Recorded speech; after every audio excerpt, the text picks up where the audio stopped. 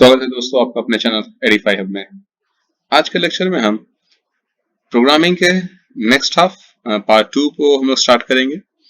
अभी तक हम लोगों ने एडिशन का प्रोग्राम देख रखा था और उसको फिर हम लोगों ने देखा था कि जनरलाइज अगर मुझे एडिशन करना हो तो हम लोग मेमोरी का हेल्प कैसे ले सकते हैं अपने एडिशन के लिए। तो उसके बेसिस पे हम लोगों ने लास्ट क्लास में प्रोग्रामिंग के हम लोगों ने एक प्रोग्राम देखा था मेमोरी की हेल्प से एडिशन का, कि यूजर जो भी डेटा चाहिए वो यूजर अपने अकॉर्डिंगली कोई भी वैल्यूज को पुट करके एंड वो अपना वैल्यूज को चेक कर सकता है, समेशन चेक कर सकता है। आज हम इसी सीक्वेंस को बढ़ाते हुए आज के block transfer of data byte के बारे में सीखेंगे। बेसिकली लास्ट क्लास में हम लोगों ने मेमोरी को सीख लिया था कि मेमोरी को हम लोग पॉइंट कैसे कराते हैं, हम लोग का इंस्ट्रक्शन कौन सा होता है जो मेमोरी को पॉइंट करने के लिए काम करता है। तो आज हम उसी को रखते हुए हम अपने प्रोग्रामिंग के कंसेप्ट्स को और आगे बढ़ाएंगे और डिटेल में देखेंगे। इस प्रोग्रामिंग में मुझे 2-3 चीज नया सीखने को मिलेगा तो हम वो भी देखेंगे। और लास्टली हम इन प्रोग्रामिंग को हम अपने सिमुलेटर पे चेक करके देखेंगे कि क्या हमारा रियल टाइम में डेटा या हमारा जो प्रपोजल है या जो हमारा प्रपोज थॉट है वो सही तरीके से काम कर रहा है या नहीं कर रहा है। उसको हम लोग फाइनलाइज करेंगे, हम लोग उसको वेरीफाई करेंगे। तो चलिए शुरू करते हैं आज का lecture, programming part 2, block transfer of data byte.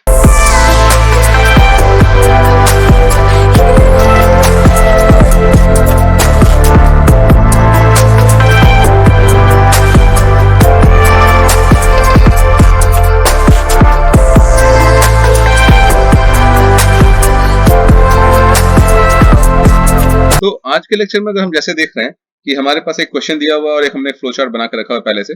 तो क्वेश्चन क्या है हमारे पास है कि transfer of data stored in memory location XX50 to XX5F to memory location XX70।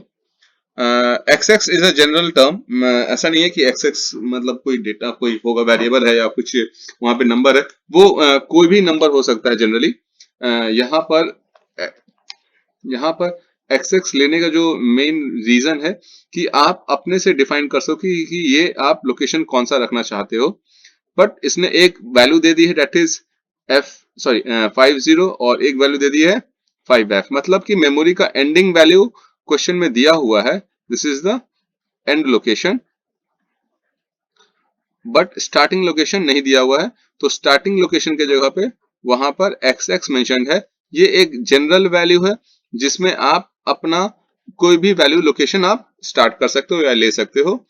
जैसे कि मुझे अगर लेना है 20 तो आप यहाँ पे 20 लिख लो और आपका तो कंप्लीट एड्रेस क्या हो जाएगा, तो आपका जनरल लोकेशन जो है डेट इज 20 और आपका एंड लोकेशन दिया हुआ है वहां पर 5F या 50। तो इसको हम लोग ऐसे ले सकते हैं, XX को रिप्रेजेंट किए 20 से, तो हमारा लोकेशन हो गया 2050 to 205F, this is the location. तो जनरलाइज टर्म के लिए यहाँ पे आपको प्रोवाइड किया गया है XX के लिए, लेकिन एंड लोकेशन दे दिया गया है date is 50 for the first case and 5F for the second case. That means कि इस लोकेशन में, इस मेमोरी लोकेशन में कुछ डेटा स्टोर्ड है, कुछ डेटा स्टोर्ड है और इन डेटा को अब मुझे मूव करके कहाँ रखना है, to memory location XX70। Similarly XX70 है तो हम इस पर XX की वैल्यू को इस वैल्यू को हम यहाँ पर XS के केस में मान लेते हैं 60 और 70 मेरा तो दिया हुआ है। दैट मीन्स कि ये जो डेटा है 2050 से लेकर 205F तक को अब मुझे इसको स्टोर करना कहाँ से कहाँ होगा, 6070 से लेकर 607F तक के लोकेशन में हमको डेटा को स्टोर करना है। कहाँ का डेटा है, तो डेटा मेरा यहाँ पर है, इस डेटा को हमको इस पोजीशन पे स्टोर करना है। तो पूरे प्रोग्राम का जो कंसेप्ट है वो है डेटा के ब्लॉक को ट्रांसफर करना है एक ब्लॉक से दूसरे ब्लॉक। मतलब कि आप ऐसा समझो, नॉर्मल लैंग्वेज में अगर हम बात करना चाहें तो, कि अगर हमें अपने घर का सामान शिफ्ट करना होता है तो हम लोग उस सामान को, हमारे बुक रेक को अगर हमें साफ करना हो तो हम क्या करते हैं कि हम लोग बुक रेक को से सारे बुक्स को निकालते हैं और किसी दूसरे बुक शेल्फ पर रख देते हैं जब तक वो मेरा बुक शेल्फ साफ नहीं हो जाए। तो आप क्या कर रहे हो, अपने बुक को एक शेल्फ से दूसरे शेल्फ में एज इट इज मूव कर रहे हो। तो वो हो गया ब्लॉक ऑफ ट्रांसफर। या ब्लॉक ट्रांसफर, आप डेटा का ट्रांसफर कर रहे हो किसके माध्यम से, ब्लॉक ट्रांसफर में, मतलब कि जो डेटा 2050 में होगा वही डेटा 6070 में होगा, और जो डेटा आपका लास्ट होगा दैट इज 205F में, वो डेटा कहाँ चला जाएगा 607F में, मतलब कि एज इट इज पूरा का पूरा ब्लॉक ऑफ डेटा जो है आप एक ब्लॉक से दूसरे ब्लॉक में शिफ्ट कर रहे हो, ट्रांसफर कर रहे हो, तो इसको हम लोग बोलते हैं block transfer of data bytes. ये बहुत ही इंपॉर्टेंट है प्रोग्रामिंग के कंसेप्ट से समझा जाए तो, क्योंकि इसके अंदर बहुत सारे लॉजिक्स आएंगे जो हम लोग देखेंगे और समझेंगे, और उन लॉजिक्स के आगे हम कोई भी प्रोग्राम को अपने अकॉर्डिंगली प्रोग्राम कर सकते हैं, उनमें लॉजिक्स क्रिएट कर सकते हैं, और हम लोग अपने प्रोग्राम को एग्जीक्यूट करने में मदद ले सकते हैं।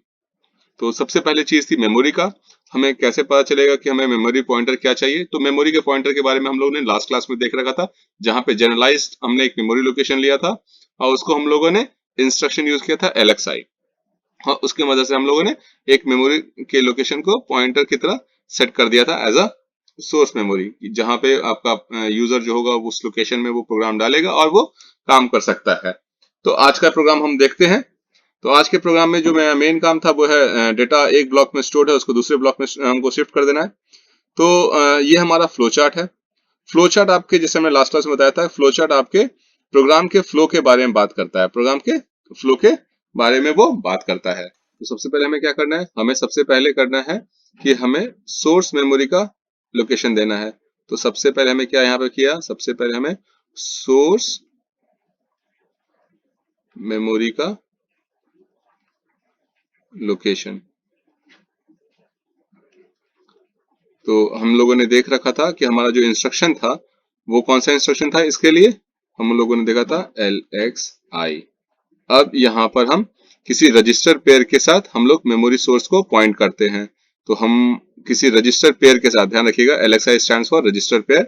तो हम सबसे पहले H की बात कर लेते हैं, हम H ले लेते हैं। तो LXI H और एक मेमोरी लोकेशन जो स्टार्टिंग का मेमोरी लोकेशन होगा दैट इज 2050H। क्लियर। अब दूसरा क्या है कि आपने सोर्स तो ले लिया, अब आपको डेस्टिनेशन भी लेना होगा। तो हम लोगों का सेकंड काम जो होगा that would be for creating a destination memory, कि आपका कहां से कहां जाएगा ये तो हमें पता है, और वो हम लोग लोकेशन में पहले देख रखा है कि हमारा हम लोगों ने XX50 ले रखा है और यहाँ पर XX70 ले रखा है। तो हम लोग अगेन यहाँ पे लिख सकते हैं LXI, अगेन मेमोरी रजिस्टर लेना होगा, मुझे रजिस्टर पेयर लेना होगा, और रजिस्टर पेयर क्या होगा, हमने तो HL पेयर यहाँ पे ले लिया, फर्स्ट केस के लिए HL पेयर, तो हम लोग यहाँ ले लेते हैं DE पेयर। तो हम लोग ने लिया DE और इसके एड्रेस को डाल दिया 6070H। अब ध्यान दीजिएगा बस, ये लास्ट एड्रेस पे जो क्वेश्चन में मेंशन किया वहां पे 50 है, यहाँ पे भी मेरा 50 है, यहाँ मेरा 70 है, और यहाँ पे मेरा 70 है, और एक्सेस को एक टर्म में हम लोगों ने 20 लिया, दूसरे टर्म में हम लोगों ने 60 लिया है। ये तो हो गई बात आपकी सोर्स लोकेशन और डेस्टिनेशन लोकेशन के बारे में हम लोगों ने जिक्र कर लिया, यहाँ पर हम लोग देख लिया कि दोनों के पोजीशन क्या होंगे। लेकिन आप गौर करोगे प्रोग्राम में टोटल कितने डेटा हैं, ये आप देख सकते हो कि यहाँ से भी, हाँ बिल्कुल, आप यहाँ नोटिस करोगे कि इनके बीच में 16 बिट का डिफरेंस है, 50 से लेकर 5F तक, मतलब कि 0 से लेकर F तक के लोकेशन को यूज किया गया डेटा स्टोर करने के लिए, मतलब 16 लोकेशंस हैं। तो 16 लोकेशंस हैं तो टोटल, अब आपको जब आप डेटा ट्रांसफर करोगे एज इट इज, तो आप क्या करोगे कि पहली बार में पहला डेटा, दूसरी बार में दूसरा डेटा, और लास्ट बार में लास्ट डेटा, मतलब 16वां डेटा। तो 16वें के बाद आपको पता तो होना चाहिए कि आपका जो वैल्यू है अब खत्म हो चुका है, आपके प्रोग्राम को रुकना होगा। तो इसके लिए हम एक काउंटर सेट करेंगे, setup a byte counter. Setup byte counter में कुछ भी नहीं करते हैं, हम बस अपने प्रोग्राम में एक ऐसा वैल्यू पुट कर देते हैं एक रजिस्टर के साथ जो हमारे डेटा के या जो भी हमारे क्वांटिटी के हिसाब से हो, कि जब वो 0 हो जाए तो हमें पता चल जाए कि हमारा सारा डेटा का काम या तो ट्रांसफर का हो या तो यूटिलाइजेशन का हो, किसी मैटर में हो, जो काउंट हम एक्सेप्ट कर देंगे कि इतनी बार आपके डेटा को मूव करना है या इतनी बार ऐड करना है, अगर हम सम ऑफ सीरीज की बात करेंगे तो ये क्या करते हैं, हम लोग एक काउंटर सेट करते हैं। और काउंटर सेट करने के लिए क्या करेंगे, हम लोग सिर्फ और सिर्फ एक इंस्ट्रक्शन लिखेंगे दैट इज MVI।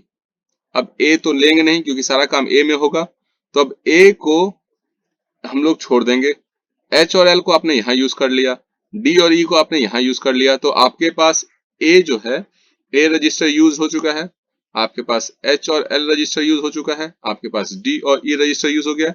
तो अब आपके पास कुल दो ही रजिस्टर बचे हैं, एक बी बचा है और एक सी बचा है। तो आप इन दोनों में से किसी एक को यूज कर सकते हैं as a counter register, counter की तरह बिहेव कराने के लिए यूज कर सकते हैं।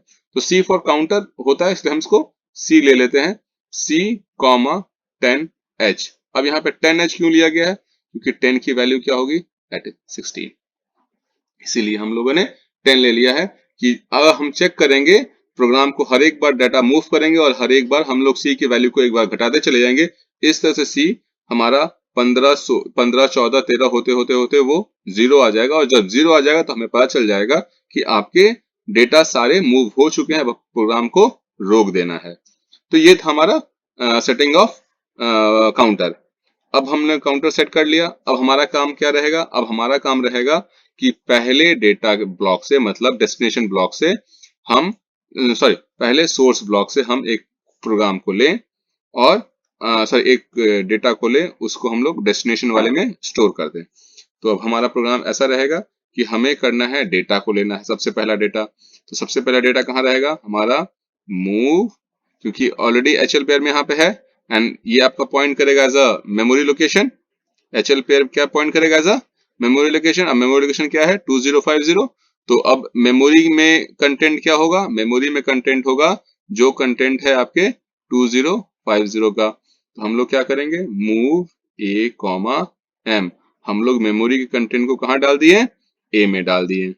अब जब ए में डाल दिए तो अब ए वाले कंटेंट को हमें कहाँ डालना होगा? हमें डालना होगा इस वाले वैल्यू पर, 607 पर। तो हम एक इंस्ट्रक्शन यूज करेंगे, स्टैक्स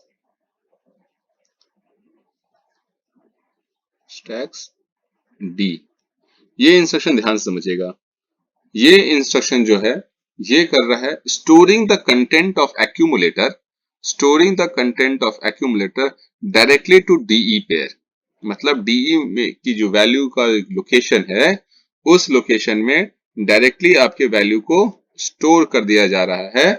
तो हम लोग इस वाले इंस्ट्रक्शन से एक चीज सीखे हैं, स्टैक्स। इस प्रोग्रामिंग से हम लोगों ने सीखा स्टैक्स, STAX, स्टैक्स। इसका मतलब क्या हो गया?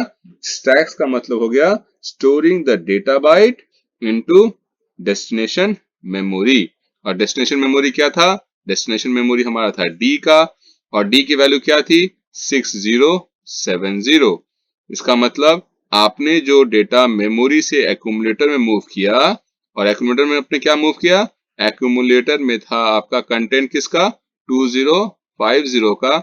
आपने स्टैक्स के मदद से, स्टैक्स इंस्ट्रक्शन के मदद से आपने डायरेक्टली एक्यूमुलेटर में जो कंटेंट स्टोर था, जो कि इस इंस्ट्रक्शन में है, उसको आपने कहा मूव कर दिया?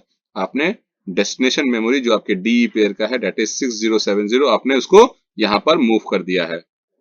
तो स्टैक्स इंस्ट्रक्शन आपको एक मदद ये किया कि आपको इस लोकेशन को, इस कंटेंट को किसी मेमोरी लोकेशन में ट्रांसफर करके या फिर किसी अदर बाइट में या अदर रजिस्टर में यूज करना पड़ा। हम लोगों ने क्या किया? डायरेक्टली स्टैक्स के मदद से डी पेयर के लोकेशन में हमने एक्यूमुलेटर के कंटेंट को स्टोर कर दिया। क्लियर?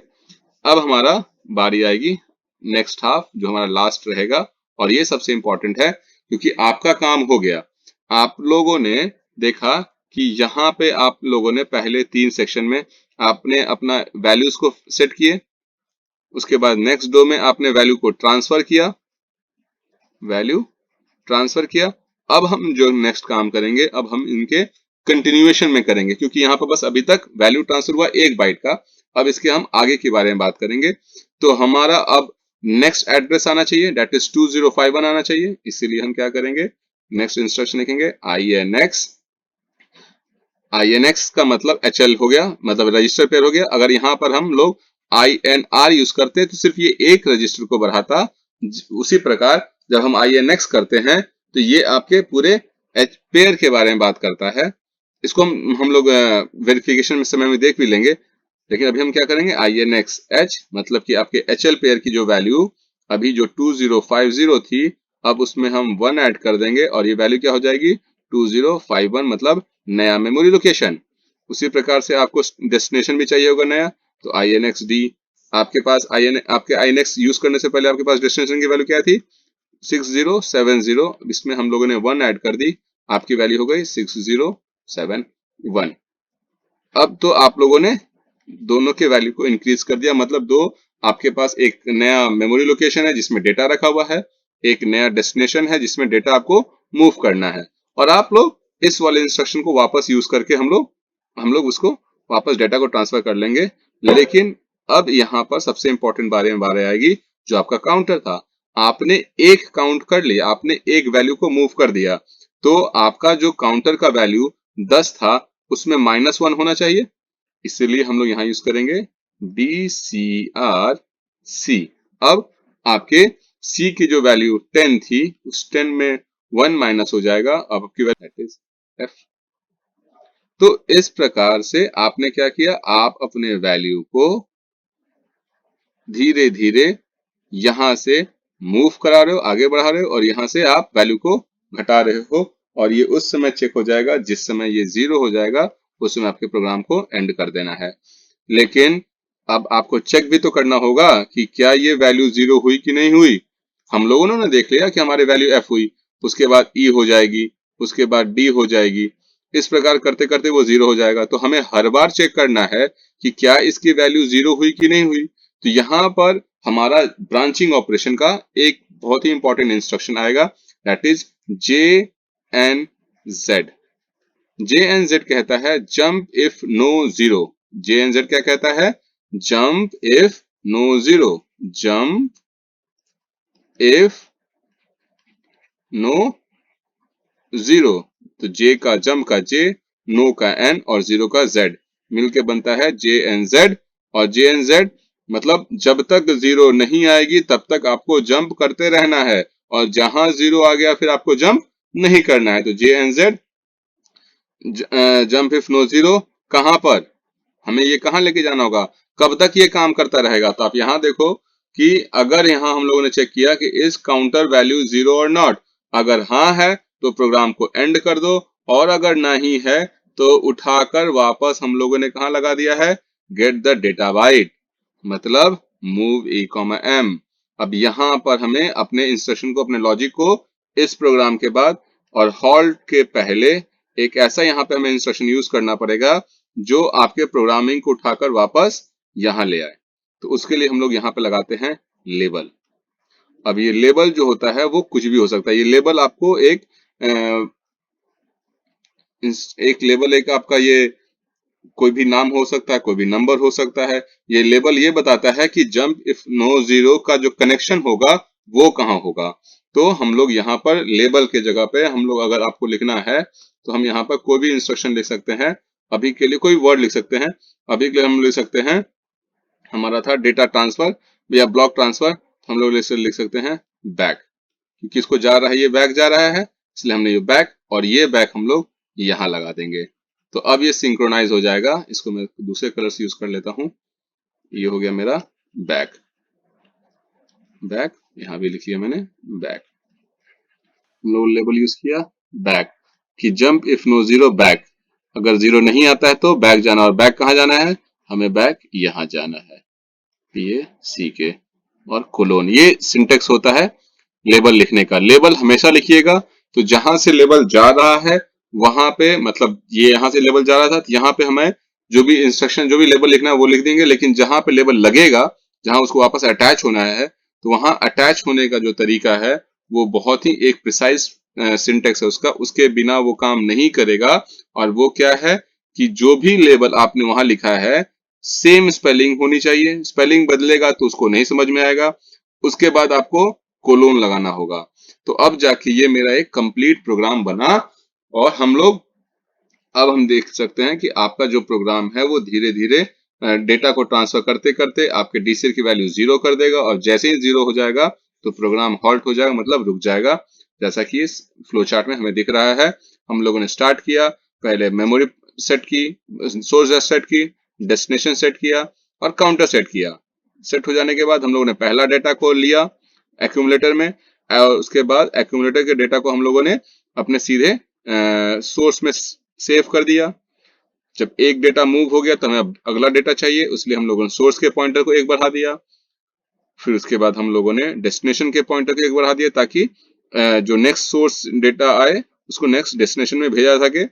जैसे ही ये एक प्रोसेस हो चुका है तो हमारा काउंटर के वैल्यू को भी एक घटाना होगा, तो हम लोगों ने काउंट के वैल्यू को एक घटा लिया। और जैसे ही हमने काउंट के वैल्यू को घटा लिया तो अब हमारे चेक करना होगा कि क्या हमारे काउंटर की वैल्यू 0 हुई कि नहीं हुई, क्योंकि अगर ये 0 हो गई है तो प्रोग्राम को एंड होना चाहिए, लेकिन अगर ये 0 नहीं हुआ है तो ये काम कंटिन्यू होते रहना चाहिए जब तक वो 0 ना हो जाए। तो उसके लिए हमें वापस अपने डेटा को लेना पड़ेगा, फिर से स्टोर करना होगा, वापस ये प्रक्रिया चलानी पड़ेगी। मतलब ये प्रक्रिया कितनी बार चलेगी, तो टोटल 15 बार चलेगी, 16 बार चलेगी, 0 से लेकर f तक के लिए। और जैसे ही f खत्म हो जाएगा दैट विल बी 10, तो इस केस में हमारा यहाँ पे वैल्यू क्या हो जाएगी 0, और जैसे ही 0 हो जाएगा तो यहाँ पे आपका प्रोग्राम एंड हो जाएगा। तो अब हम इसको अपने सिमुलेटर पे चेक करके देखते हैं कि क्या जो हमारा प्रोग्राम लिखा हुआ है वो सही लिखा हुआ है या नहीं लिखा हुआ है। तो चलिए अब हम देखते हैं कि हमने जो अपने फ्लो चार्ट में देखा और हमने जो एक प्रोग्राम लिखा तो क्या वो प्रोग्राम कितना हमारा सही है, और वो प्रोग्राम का जो उसमें जो मेन कंसेप्ट था दैट इज ब्रांचिंग, कि वो एक बार अपने पोजीशन से अगले पोजीशन पे कैसे चला जा रहा है और वो काउंटर कब तक काम कर रहा है, कैसे काम कर रहा है। तो उसके लिए एक हम उसी प्रोग्राम को छोटे फॉर्म में लिखेंगे। जैसे उसमें तो बहुत बड़ा डेटा था, 16 डेटा था, तो हम 3 या 4 डेटा के साथ काम कर लेते ताकि हमें समझ में आ जाए कि हमारा सिस्टम काम कैसे कर रहा है। तो चलिए हम लोग लिखते हैं अपना प्रोग्राम। तो सबसे पहले उसमें याद है तो हम लोगों ने लिखा था LXIH और हमारा एड्रेस था 2050। उसके बाद हमारा दूसरा इनिशियलाइजेशन पॉइंटर था दैट इज LXID, और इसका एड्रेस हम लोगों ने लिया था 6070। ये तो हो गए हमारे इनिशियलाइजेशन वाले स्टेप सबसे पहले कि हमारे सोर्स और डेस्टिनेशन का। तो सोर्स हमारा हो गया HL पेयर और डेस्टिनेशन हो गया मेरा DE पेयर। अब हम अपने काउंटर को सेट करते हैं। तो काउंटर के लिए हम लोगों ने यूज किया था MVIC, हम लोगों ने रजिस्टर C यूज किया था। और यहाँ पे अब हम कुछ भी यूज कर सकते हैं। जैसे वहां पे तो हमारा 16 डेटा था इसलिए हम लोगों ने 10 यूज किया था। अगर हम यहाँ पे 4 डेटा या 5 डेटा के साथ भी काम करें तो भी मेरा काम करना चाहिए, कंसेप्ट मेरा क्लियर होना चाहिए। तो हम 4 डेटा के साथ काम करते हैं दैट इज 04H। तो 04H का मतलब हो गया कि आपका जो वैल्यू होगा वो 4 वैल्यू आप रख सकते हो और वो उसके अकॉर्डिंगली काम कर सकता है कि 4 को घटते करते 4 3 2 1 होगा, उसके बाद 0 हो जाएगा। तो ये हो गया हमारा काउंटर। अब काउंटर के बाद हमें क्या था, हमें डेटा लेना था। तो ध्यान में है कि हम लोगों ने डेटा लिया था, वहीं पे हम लोगों ने लेबल यूज किया था। तो हम पहले यहाँ लेबल लिखेंगे बैक, हमारा लेबल वहां पे था बैक कोलोन। ये सिंटेक्स है, ये सिंटेक्स के बिना काम नहीं करेगा। आपको जब भी लेबल यूज करना होगा तो आपको इसी प्रकार लिखना पड़ेगा। बैक के बाद हमारा था MOV मूव A, M। तो M का जो मतलब मेमोरी का जो कंटेंट है वो हमारे एक्यूमुलेटर मूव आ गया। उसके बाद हम लोगों ने स्टैक्स यूज किया था, स्टैक्स D, ये हमारा हो गया डेटा ट्रांसफर का काम। अब हम इंक्रीमेंट करते हैं ताकि हमारा नेक्स्ट पेयर ऑफ जो डेटा है HL पेयर से और D पेयर में वो जा सके। उसके लिए हम लोग INX H और INX D। अब हमारा इंक्रीज हो गया तो हमारा एक वैल्यू चला गया। जब एक वैल्यू चला गया तो हमारे काउंटर को एक घटना चाहिए, इसलिए यहाँ पर DCRC, ये हो गया हमारा इंफॉर्मेशन चला गया। अब हम यहाँ पे चेक करेंगे कि क्या आपका काउंटर 0 हुआ या नहीं हुआ, क्योंकि काउंटर 0 हो गया इसका मतलब आपका सारा डेटा ट्रांसफर हो चुका है। तो JNZ जंप इफ नो 0, ध्यान रखिएगा। और एक होता है JZ जंप इफ 0, 0 होने पे ही वो जंप करेगा। और इसमें हम लोग क्या करें, जब तक जंप नहीं करो, जब तक जंप करते रहिए जब तक आपके पास 0 नहीं आ जाता है। तो JNZ जंप इफ नो 0, और हमने लेबल क्या लिखा था बैक। अब हमारे यहाँ हो जाएगा हॉल्ट। ये हमारा हो गया प्रोग्राम। और हम लोग अपने एड्रेस यहाँ पर एड्रेस और डेटा हम लोग फीड कर देते हैं अपने यूजर ग्रिड में। हमारा डेटा था 2050 में, हम लोग डेटा रख लेते हैं मान लीजिए A1 to B 2021 में, उसके बाद 13, उसके बाद 0F, उसके बाद 3121। तो ये हमारे चार, हम लोगों ने 5 डेटा ले लिया। जैसे हमारे 5 डेटा की जरूरत नहीं थी, हमारे 4 डेटा थी, हम लोगों ने 5 डेटा ले लिया। अब हम ये हमारे वो सोर्स एड्रेसेस हो गए जहाँ पे ये डेटा इंफॉर्मेशन अवेलेबल है। सॉरी, मैंने कुछ गलत ले लिया है, 2020 ले लिया मैंने, 2050 होना चाहिए था ये, सॉरी। मैं प्रोग्राम में ही बदल देता हूँ इसको, 2020, सॉरी। मैंने यहाँ पे एड्रेस में 2020 ले लिया, इसलिए मैं यहाँ पर LXI-H को 2020 कर दे रहा हूँ, लेकिन मैं यहाँ पर 6070 ही मेंशन करूंगा। 6070, उसके बाद 6071, उसके बाद 6072, उसके बाद 6073, ये हमारे 4। तो अब इसमें ध्यान देने वाली बात क्या है कि ये जो 4 हैं आपके, बेसिकली 5 हो गए, लेकिन ये जो 4 हैं, ये आपके काम किसके लिए कर रहे हैं? As a source. यहाँ पे ये डेटा अवेलेबल है A1, 2B, 130, 0F और 21। अब इन डेटा को आपको मूव करना है इसमें 6070 में, 6071, 6072, 6073 इन द सेम ऑर्डर, जिस ऑर्डर में वो हैं।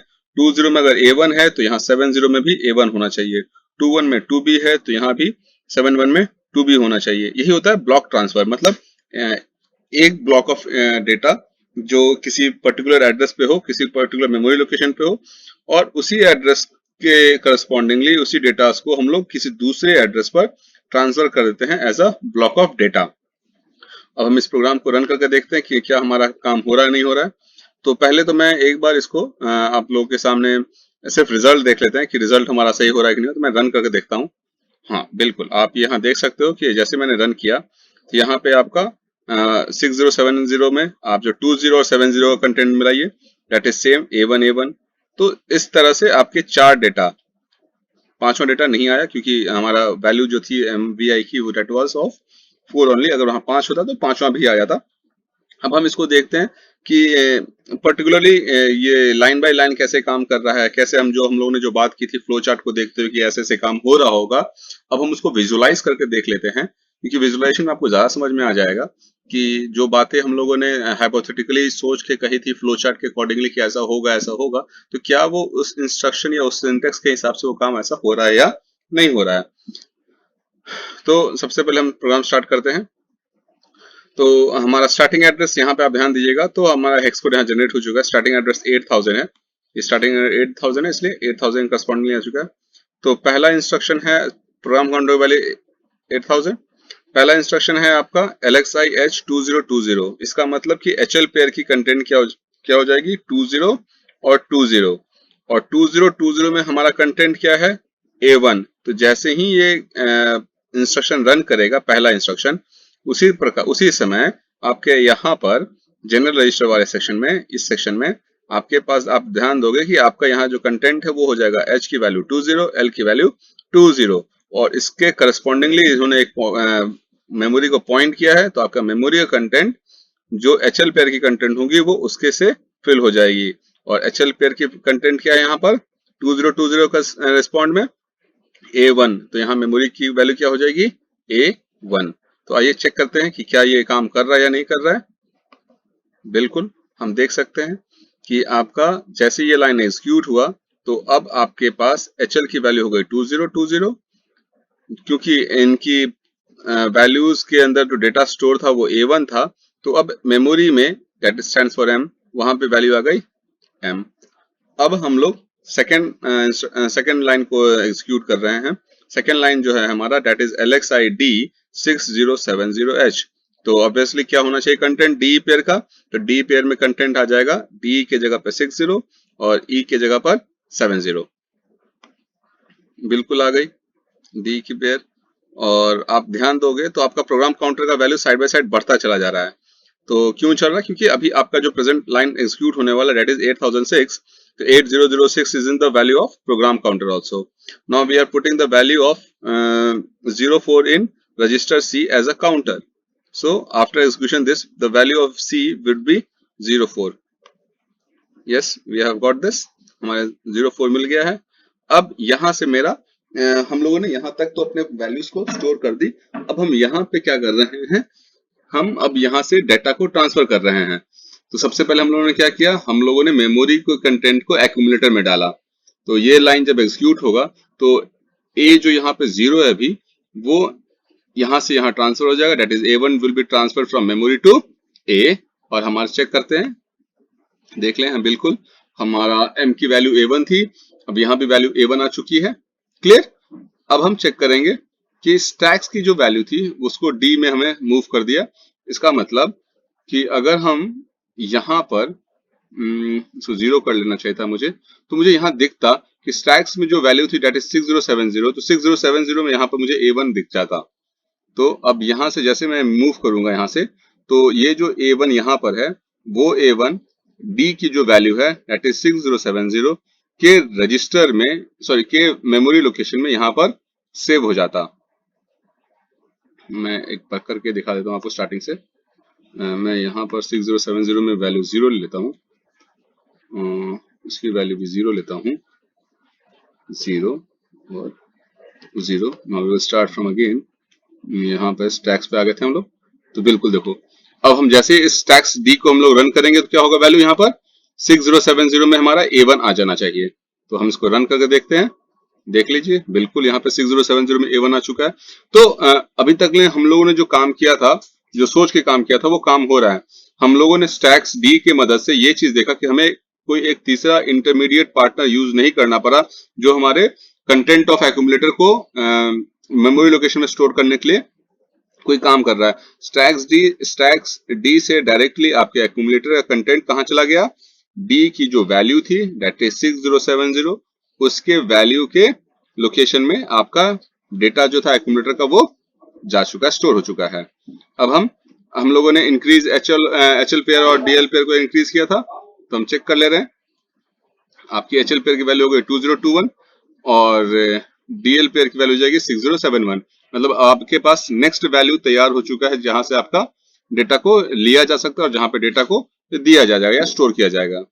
अब हम DCR-C कर रहे थे, तो C की वैल्यू जो 4 थी अब वो C की वैल्यू हो जाएगी 3। बिल्कुल ठीक। नाउ अब आप नोटिस करोगे तो जंप JNZ बैक है, तो ये चेक कर रहेगा कि क्या आपकी C की वैल्यू 0 हुई कि नहीं हुई। अगर C की वैल्यू 0 नहीं हुई है तो ये बैक पे जाएगा। तो आप नोटिस करोगे जहां पे हेक्स कोड जनरेशन जहां हम लोग देख रहे हैं, ये सेट आपका रूटीन यहां से यहां चलता चला जाएगा। मतलब ये प्रोग्राम JNZ उठकर यहाँ पे आएगा बैक के पास, फिर यहाँ आएगा, फिर बैक के पास, कब तक, जब तक C की वैल्यू 0 नहीं हो जाएगी। तो चेक करते हैं, बिल्कुल देख लीजिए आप लोग, ये बैक से वापस इस बैक पे आ गया। ठीक है, C की वैल्यू 3 थी, अब 71, अब आपके 21 में वैल्यू क्या है 2B। तो इस पूरे सेक्शन को कंप्लीट होने के बाद आपके 6071 में वैल्यू हम यहाँ चेक कर सकते हैं कि 2B आ चुका है। अब वो फिर से इंक्रीज होगा 2 वैल्यू, अब C की वैल्यू यहाँ जो 3 है वो 2 हो जाएगी, बिल्कुल फिर से वो सेक्शन जाएगा। तो ये लूप में क्रिएट हो गया है और ये चलता चला जाएगा जब तक C की वैल्यू 0 ना हो जाए। अब यहाँ पर हम जैसे इसको रन करेंगे तो C की वैल्यू हो गई 0, आपके सारे वैल्यूज यहाँ पे आ चुके हैं। अब वो चेक करेगा कि क्या C की वैल्यू 0 है या नहीं है, बिल्कुल हाँ 0 है, तो ये जंप नहीं करेगा और ये नेक्स्ट लाइन पे आ जाएगा। और ये नेक्स्ट लाइन क्या है, उसको मिल रहा है हॉल्ट, प्रोग्राम आपका टर्मिनेट। क्लियर।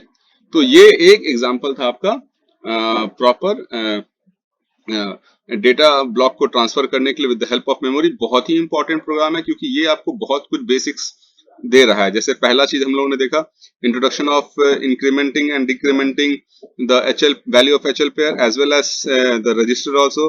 हम लोग ये देख सकते हो जब भी आप एचएल पेयर या डी पेयर की बात की या रजिस्टर पेयर की बात करें तो हम लोग वहां पे एक्स लगा रहे थे, लेकिन अगर आपको सिर्फ एक रजिस्टर यूज करना है तो आपने आर लगाया है।